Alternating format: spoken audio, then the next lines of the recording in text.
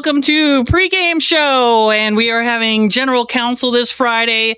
So we are going to take time and go over the agenda, all the ins and outs, our recommendations, our input. Tonight we have our lone wolf, Nicole Wagon, with us. How are you this evening, Miss Nicole? Oh, pretty good. Pretty good. Liz is busy with her beautiful grandchildren. She's so lucky. Blessed. Blessed, yes. Okay, so let's go ahead and get started. It has been a full day of protesting and all kinds of crazy stuff going on, juggling families and responsibilities. So let's go ahead and knock this out real quick for folks. Not a ton of information to go through. But like I said, today it is a next general counsel is scheduled for this Friday, folks. It just really kind of crept up on us. It's here. It's going to be Friday at Blue Sky Hall in Ethete. Get there at 10 a.m., please. Let's make quorum. We do not represent the tribes. Nicole and I do not represent the tribes. We are exercising our individual sovereignty. I am representing myself. We are exercising our freedom of speech, freedom of the press, and freedom of expression. The difference between personal opinion and defamation is knowingly spreading false information is defamation. We are not in the business of doing that. I am not responsible for my lovely guests' comments and opinions, but I love them anyways. So let's go ahead and dive into it.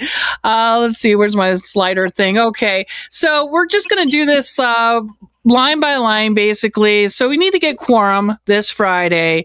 All 18 and over needs to show up, please. You need to be a member of the Northern Arapaho tribe. The quorum is 150, and that needs to be established by 10:30, or it may get canceled and a new date and time will be set by the chairperson. So here's the agenda. One pager, short and sweet. I kind of like that. Let's see. Opening prayer, always important in these days and times and days. We have a new chairwoman. That's interesting. Sunny Goggles Duran is the current general counsel chairperson. Do you know her background? Is this her first time being a chairwoman? Do you know, Nicole? Yes, it is. Oh, this is her first time up to bat? First time. Okay. All righty. General counsel, and I apologize for this slide. I hate when it loads up to the software system here and it distorts things, but it is NEBC. They get 10 minutes for the general counsel reports. You know, the Northern Arapaho Tribe Committee gets 10 minutes. Economic Development 10, Arapaho First 10, Wind River Hotel Casino gets 10. Our healthcare representatives get 10 minutes to submit or present their special reports. So what do you think about this? Is 10 minutes enough time for all these reports, or is she tracking with this game plan? I think tracking. Okay, cool.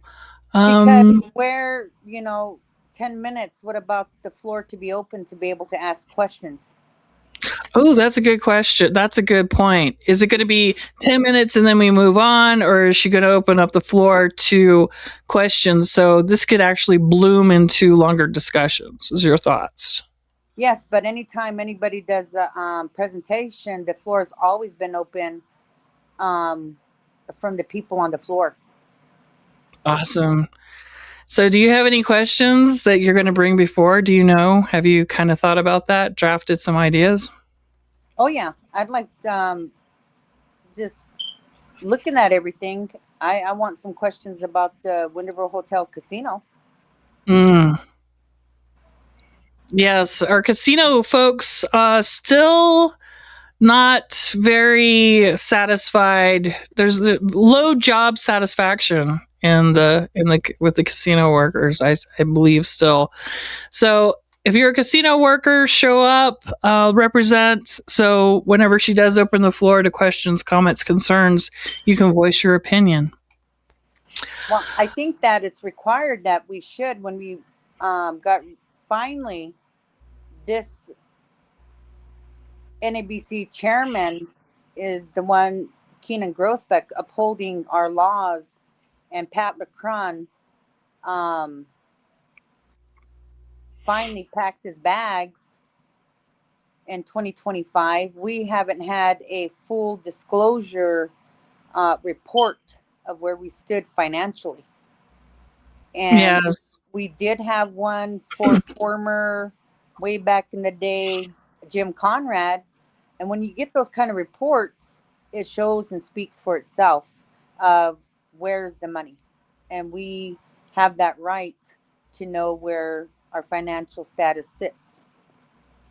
Yeah, that's an excellent point because Keenan has been saying for months now that he's going to get the reports together and as to why we are broke.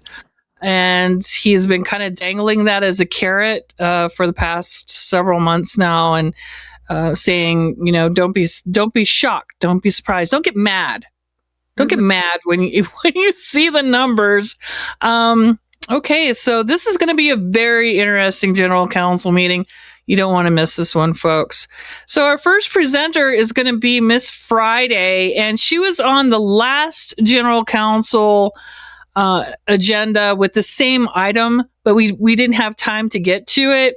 But hers is the resolution to prohibit the transportation, storage, or disposal of nuclear or uranium materials within the Wind River Reservation, and to create a section of the SALOC, the Shoshone and Arapaho Law and Order Code, regarding such prohibition. I have on here resounding yes. No brainer, right? No brainer. Yeah, we many of us came together. The same people that protest for joint issues. This is a joint issue. Eastern Shoshone Tribe already passed a resolution in regards to this um, topic for nuclear waste. So we testified in Casper, Wyoming, with many legislators, and keep pushing to make a difference and to stop and to say, not around our area. In fact, we were um, joining with our allies of trying to stop it even entering in the state of Wyoming. Wow, that's And huge. a lot of respect for Miss Ray Friday, first experience, and a survivor of cancer. Hmm. So Yes, her story. If anybody gets a chance to go and hear her speak of her testimony, her testimonial on her experience with this dangerous toxicity, um, go and listen to her because it's very deep and very poignant. Okay, so then you're up. Yay, Nicole. We are looking for a resolution enacting the immediate installation of general counsel duly elected election judges. This is a long time coming. overdue, Yes. because the people spoke and voted May of 25. The presenter was Mr. Dino Roman. And then somehow within that meeting, the people voted in new election committee. And they should have took those seats back in May of 25. But the ABC appointed election committee that we've been having to deal with, which is a conflict of interest, have dug their feet in and downright not wanting to be adults to say, hey, we should honor general council resolutions. It passed, the people voted, and if the people wanted them in those seats, they would have been reelected, and they were not. Mm-hmm. Yeah. So they could have been adults and said, hey, we have to uphold, let's make a transition. and let's honor, what's done. But no, we have to officially put it again onto the general council meeting to officially pass what the people voted, of the new election committee. Yes. Yep.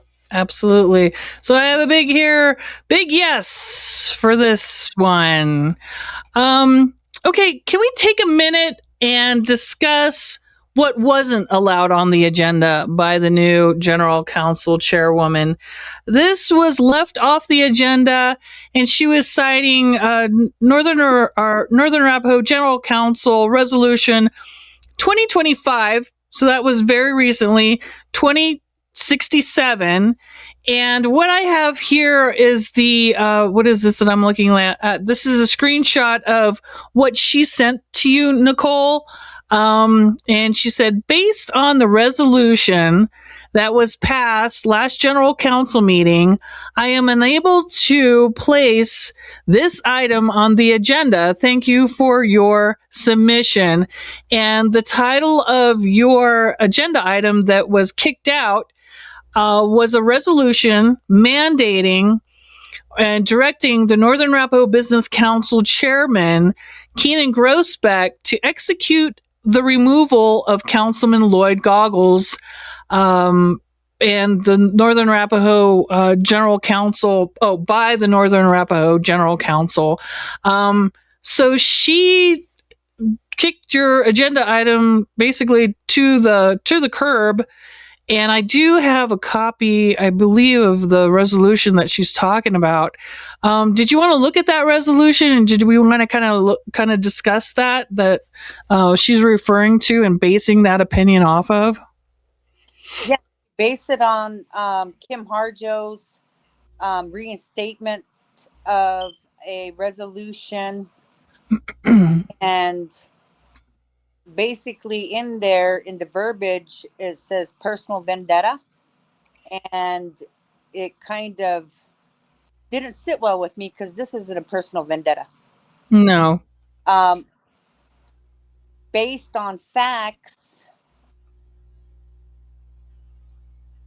Lloyd Goggles gives the Goggles last name will forever be remembered for breaking not one but two general council resolutions. He gives the Goggles name a bad name.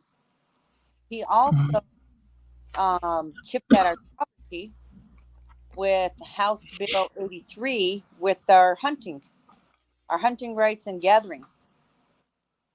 So those are facts. Those are all over into the paper. The release of his mere opinions as a former NABC chairman. We don't need leaders like that.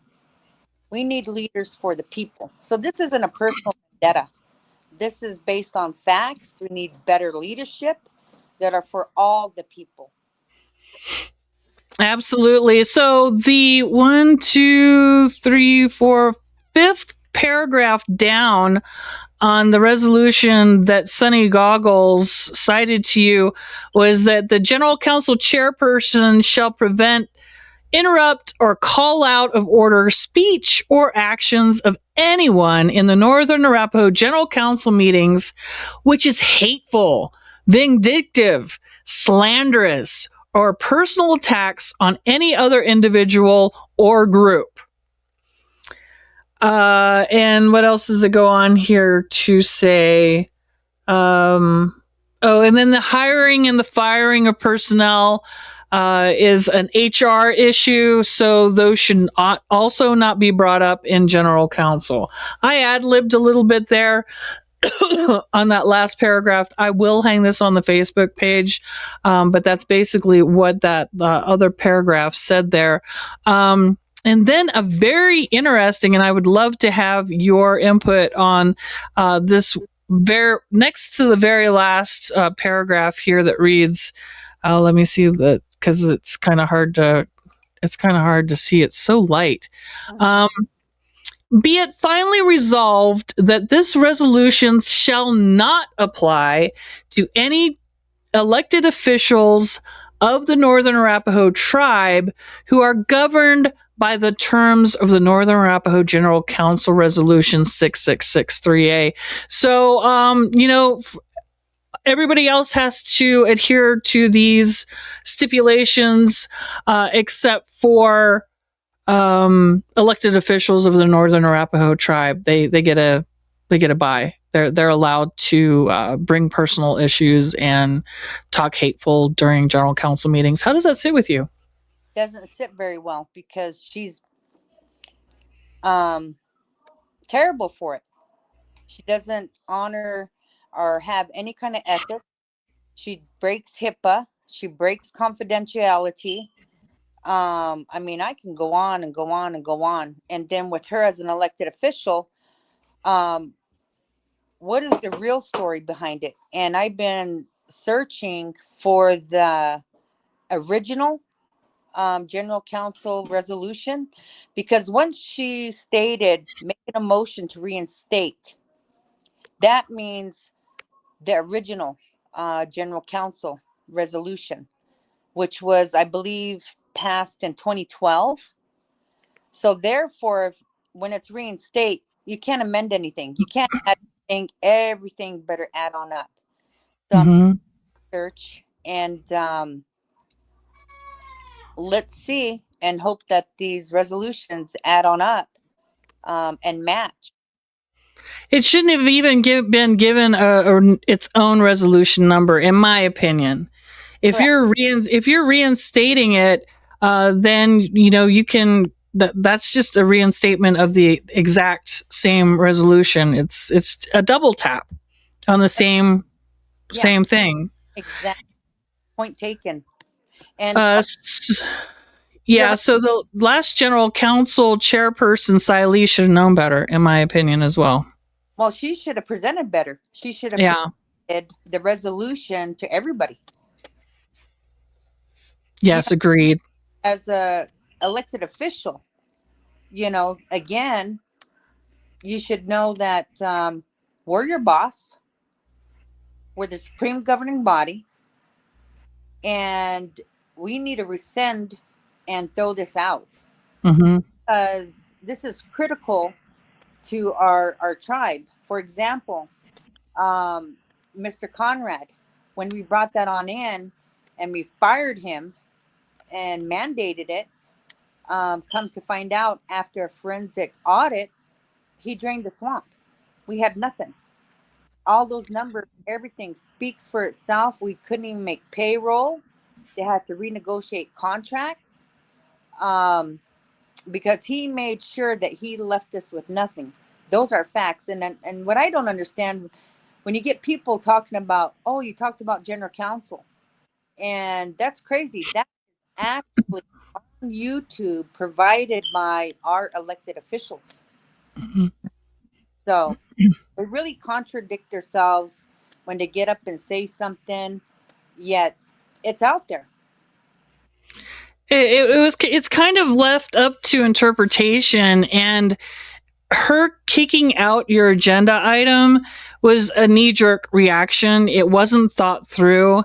It seems to me like, I mean, did she even get with you to talk to you about and get clarification about your agenda item, or was it just like, oh no, this sounds spiteful, I'm not going to put it on the agenda?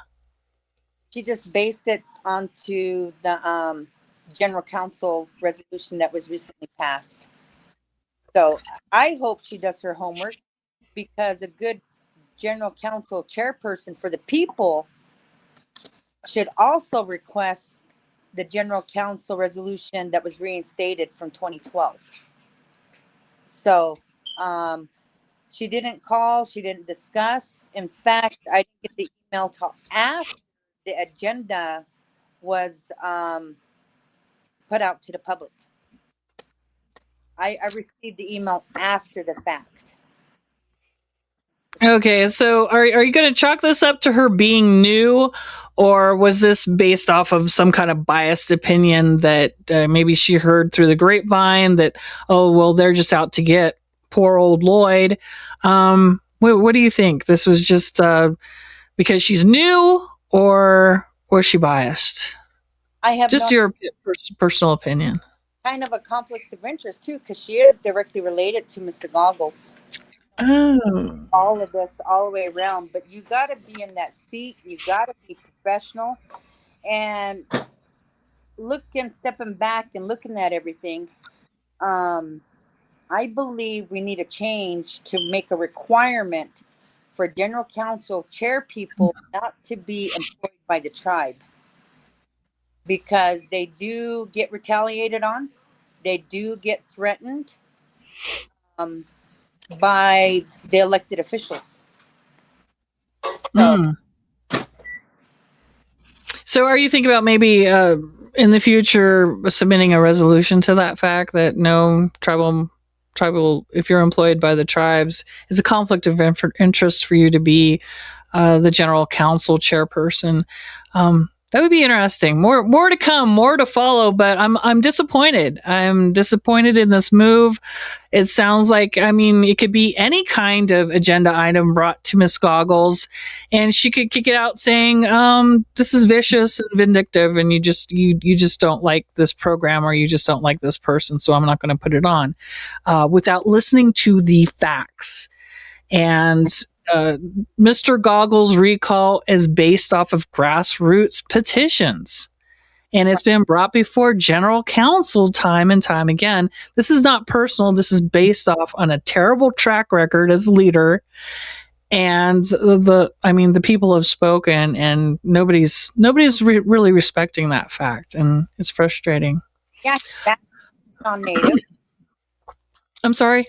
He batted for 2 non-natives of the tribe versus not listening to the people.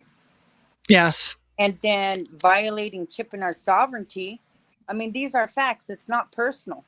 Nope. Another note, he didn't even show up for this last general council meeting.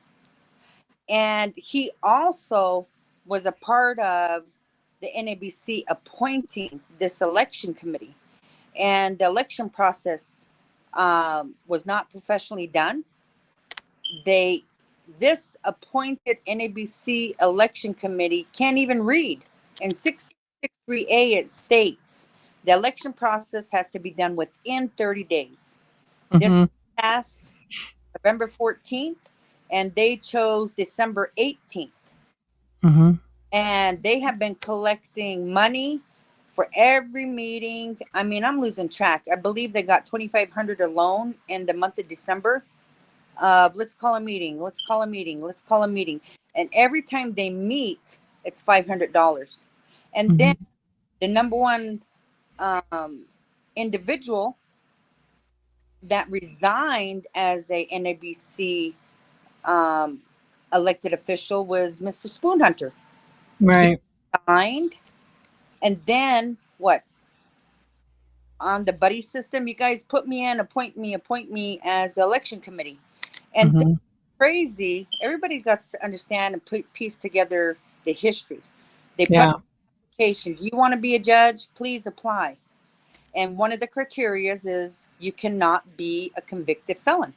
And those are facts. I didn't write the application, but he gets to break it and then turn around, up the amount. Oh, I'm on the election committee now, so we're all going to get $500 each. So let's milk the cow here. So I don't know what his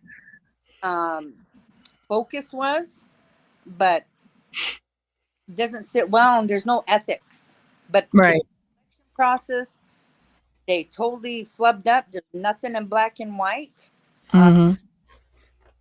Even with the challenging process, there's nothing in black and white. I mean, they're complete incompetent, and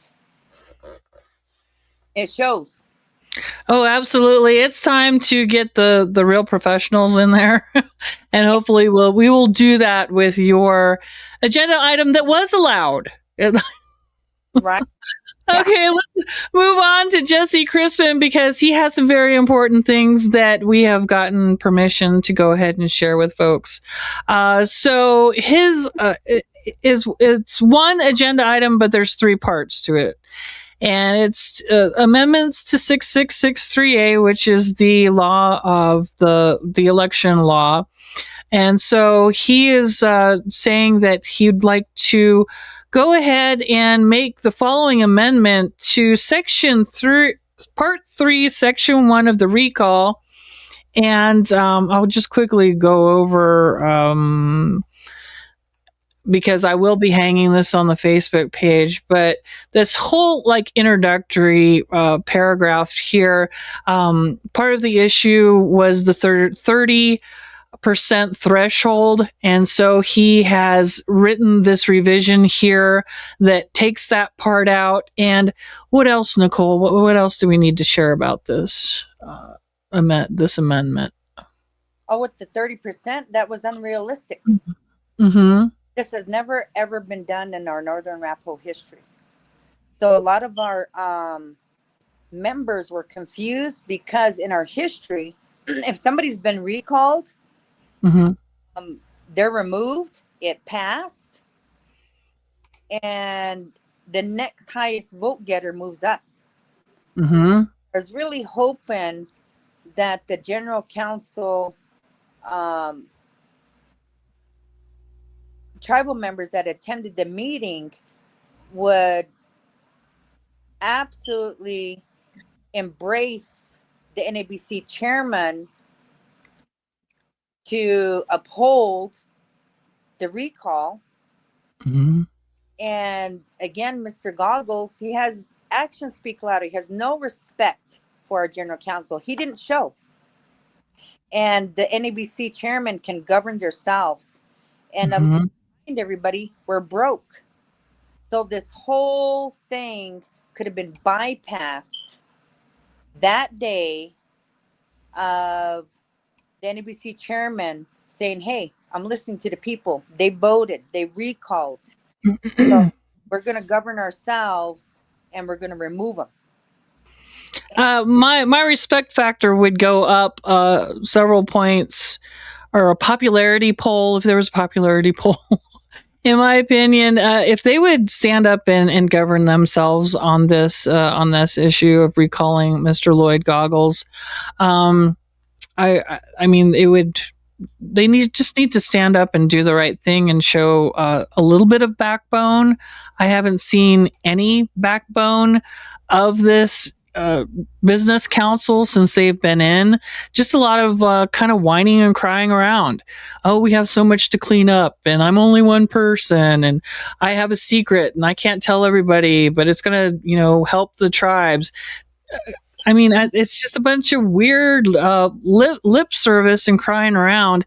Let's see. So the next one, part 2 of Jesse's agenda item, is this part, section 2 of the removal part of 6663A. And if general counsel, what is it? Fails to, a member of the business council entertainment committee may be removed from office, and he amended it to also include general council meetings. So very, very stiff guidelines that if you're elected to one of these bodies and you don't go general council, that is basis for removal. Pretty strict, getting strict, laying down the law. I'm surprised this isn't in there already, honestly. I mean, they're elected. Anybody who's on an elected committee, and it should go for the Economic Development Commission as well, across the board. If you're elected, you need to be at these general council meetings. We may have questions. Okay, so you need to be there to field those questions, or we might need input or guidance or something from that expertise, and they're not going to be there, and it's counterproductive in my opinion. I'm just surprised that it wasn't in there in the first place. So I have a big yes, please. Let's amend this. Let's make them accountable. please, at least on this, to hear the people's opinions at the people's meeting.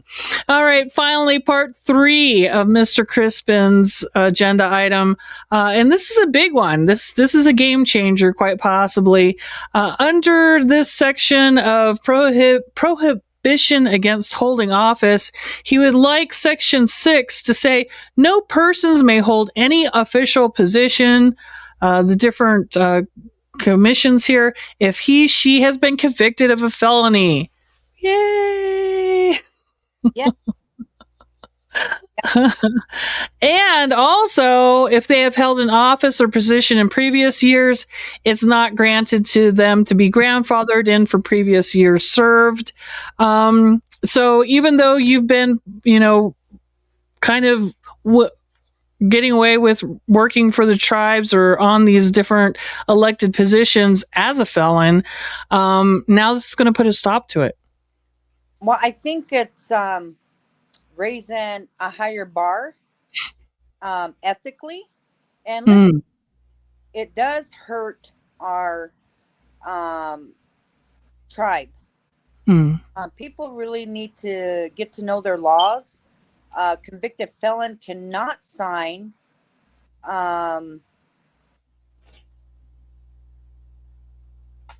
federal grants. They can't vote.